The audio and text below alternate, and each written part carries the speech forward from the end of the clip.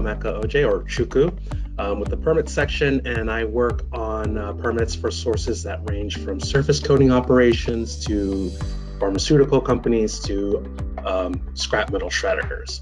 And today I will be talking about air toxics. So, as some of you may be aware, Michigan has a unique program that regulates air toxics as part of the permitting process. We'll do a brief overview of the air toxics rules for permit applications, and later there will be a more in-depth presentation on how to conduct an air toxics analysis. Through this presentation, I will try my best to avoid using acronyms as much as possible, but you may hear me slip up and say the acronym TAC, or TAC, which stands for Toxic Air Contaminant. So moving on. Here listed are the main rules for air toxics as they relate to the permitting process. They are rules 224 through 227, and we will cover each one of these. So you may ask, what is an air toxics analysis, and how does it apply? Who does it apply to? Well, it's required for new or modified sources that are required to obtain a PTI. And when conducting a toxics analysis, the total emissions for each TAC emitted from the project must be evaluated. So the basic toxics requirements for permit applications are to be found in Rules 224 and Rule 225. We will cover some of these details of the requirements, as well as some exceptions to the rules. So why don't we start with Rule 224, which requires TBACT, or Best Available Control Technology for Toxic Air Contaminants. TBACT is the maximum degree of emission reduction which the department determines is reasonably achievable for each process and can take into account energy, environmental, economic impacts, as well as other costs. And so the idea behind BACT in general and TBACT in particular is that when new technologies progress and better pollution controls are developed, the EQD will require each new or modified source to consider the newest and best technology available.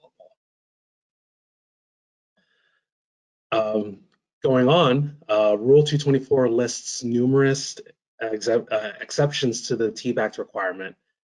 And in many permit applications, TBACT is not required because the project meets one of these exceptions. The exceptions include certain TACs have very low emission rates, and there may be TACs that are emitted from combustion processes such as the burning of natural gas, diesel, and biofuel. There is a list of these exceptions to TBACT that can be found in Rule 224 in the Part 2 rules of the Air Pollution Control Rules, and you'll be able to check out that link in these slides. Of course, if none of these exceptions apply for a TAC, then you will proceed with what we call the 5-step BACT analysis. And a TBACT analysis generally follows the same concepts and steps as any other BACT analysis. The AQD does have guidelines for conducting a TBACT analysis available on its website. That link will be included in the slides as well.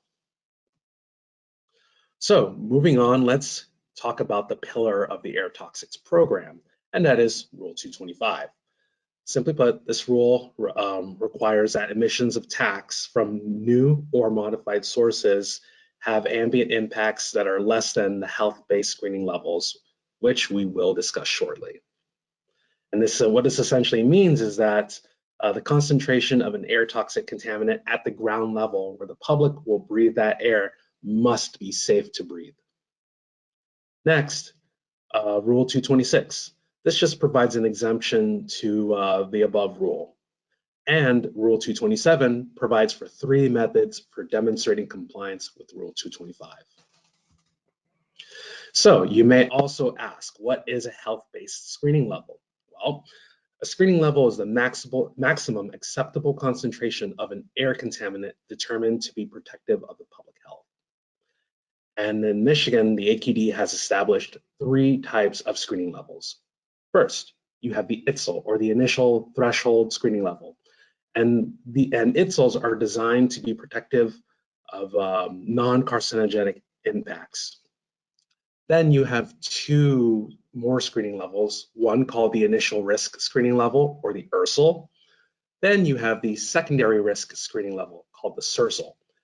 These 2 screening levels are designed to be protective for carcinogenic effects.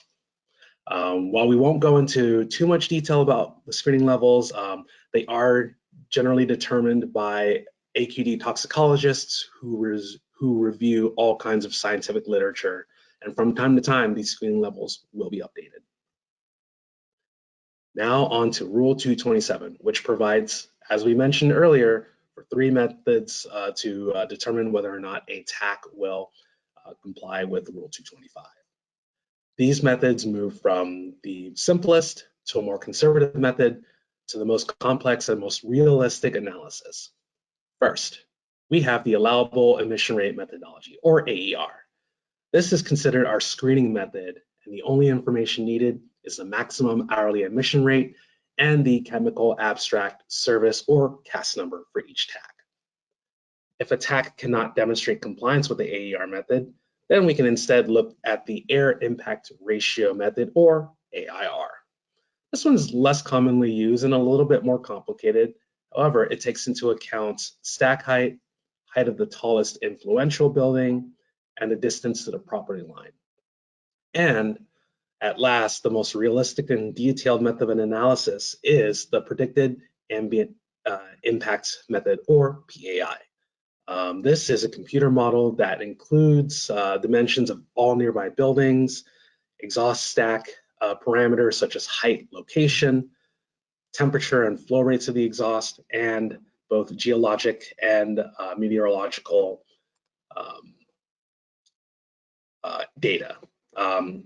Just a quick note, in certain, applicants can request that the AQD perform this dispersion modeling if they are unable to. However, the applicant would have to accept the results provided by the AQD. So now, what happens if proposed emissions do not initially show compliance with the rules? There are 3 things that the applicant can do. First, they can reduce emissions. Second, they can improve dispersion, and typically what we mean by improving dispersion is you can increase the stack height. What improving dispersion does not include is increasing the fan speed to blow more air. Generally, that is not considered acceptable. The third is that you can do a combination of these 2 to reduce the PAI to below the screening level. So we know that the air toxics rules are a bit complex. We will be covering these rules in more detail later in the TAC presentation, where we will also share some tips for how to do the TAC analysis for your application and where to look for resources.